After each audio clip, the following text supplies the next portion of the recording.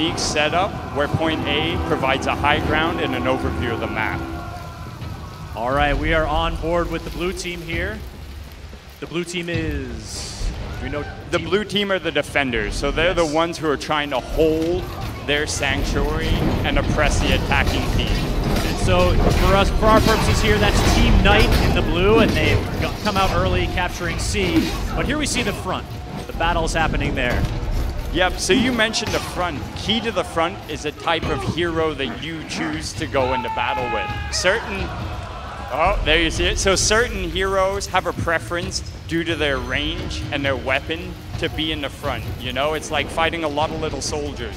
One-on-one, they won't do much, but a group of 10 one-year-olds can really do some damage after a while. All right, it looks like this Raider knows a thing or two. So here we have a 2-on-1, but those of you may have noticed that there's environmental hazards that you can use to your advantage to try to help yourself in an outnumbered situation. Just ran by one of my favorites there, the spike wall. So there's an example of the Raider stun. What that does is it takes almost all of the HUD or the UI off of your opponent's screen, making it harder for them to read which direction you're going to be attacking from. Here you can see another example of the environment being a threat. In this specific zone, the trapdoor is open throughout the battle, making it more and more dangerous to be in this zone. But at the same time, we want you to be there for points. We had quite a fight there, and now the Raiders just popped a revenge. So there we see the importance of the execution. That enemy can no longer be revived and has to wait out the respawn time, putting his team at a disadvantage. Team Knight with a staunch defense of point C, but Team Samurai with the point lead currently. Yeah, so right now, all three capture zones are in play. As you can see, there's only about 100 points difference. One of the keys to being a hero is that all-out offense often isn't the best way to proceed. Sometimes defense can be your best key to a productive offense. Ooh, there's that spike wall. Yeah, so somebody was taken into the spikes by a heavy attack. You really have to be aware of your surroundings. That was a nice kill by defender number 4. So here we can see one of the defenders, the Raider, going to capture point A. Point A only has 2 paths to which it can be approached, both of the bridges, and it also gives you the high ground to assess the front and the status of Zone C, giving updates and feedback to your teammate throughout the match. So as you can see, Team Samurai still have about 150 point buffer, but that can easily change when 1 or 2 capture zones come into play. And there we see it happen right now. The capture zone switches, and now Team Knight has a slight point advantage, holding down 2 points. Yeah, so we have 2 capture zones fully controlled with point C in flux. So communication on both sides should be to support friendlies at C, but there it goes back to the attacker.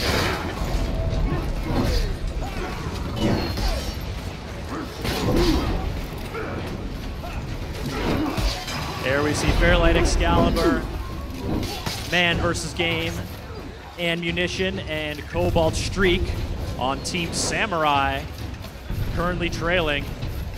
And we've got a hot pursuit in action.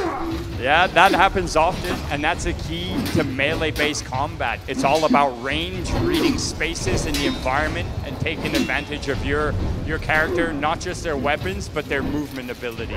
Dodging, evading, blocking, and attacking.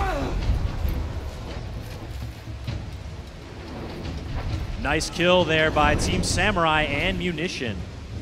So here is a spectator cam. This player can move around the map and give feedback to their team while they're waiting to respawn.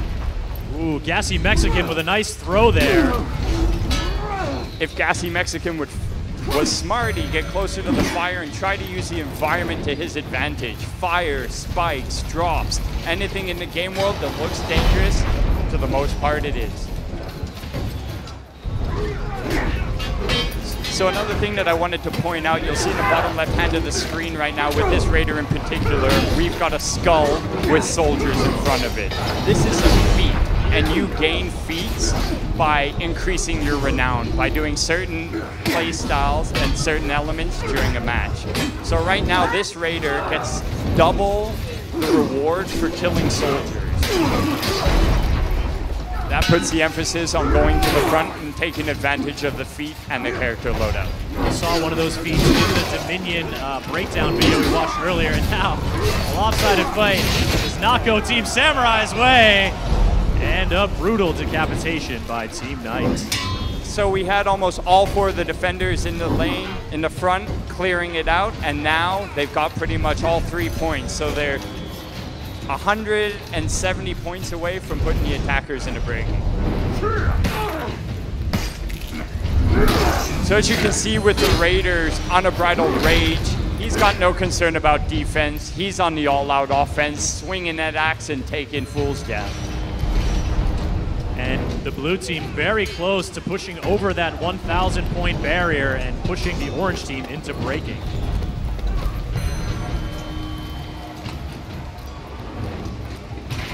So here we can see that the attackers have left A uncontested, meaning it's an easy capture for the defenders, and then they can move. Oh, spoke a little too soon. So here we see a 2-on-1 fight. This is where space and environment gets key.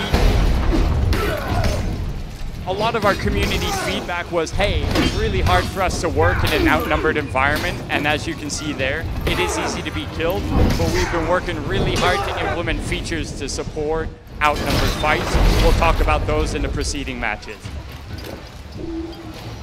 There are some ways to tip the scales, but then there are also sometimes you end up with a sword in your shoulder blade.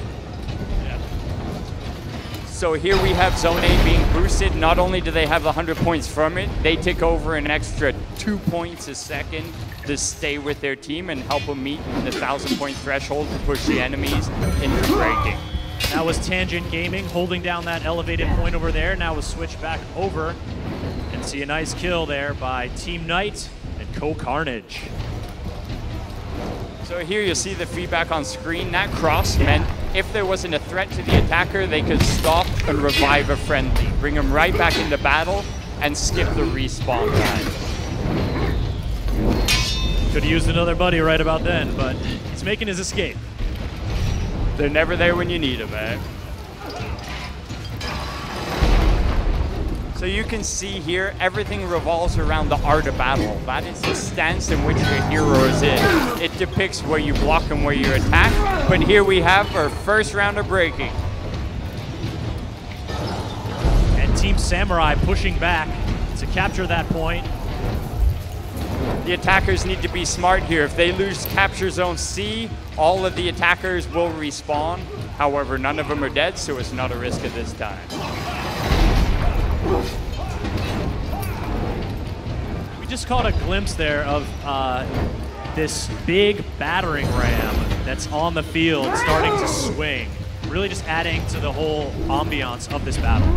Yeah, well, that's it, man. It's based around the siege, and the siege isn't just killing the enemy forces or opposing forces. It's about breaching their sanctuary, their place of safety. Got a fierce 2-on-2 here. So this is where collaboration is key. You go 2-on-1 and get attacked from behind. So here we have double breaking.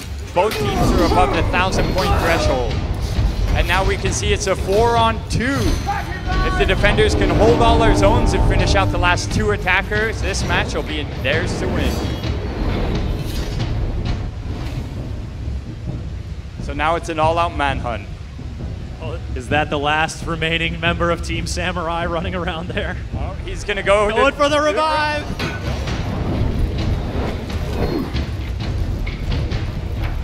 So this is where communication is key. All 4 of them chasing the target isn't a good idea. You got to think about the setup and the space and find a way to cut them off and really get them in the corner.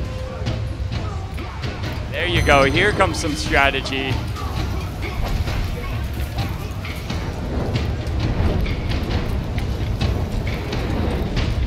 Obviously, we're going for the revive here. You can see some panicked faces behind us, some shouting. Looks like that's Lil Renene frantically trying to stay alive. She's got the entirety of the enemy team after her. And there you have it.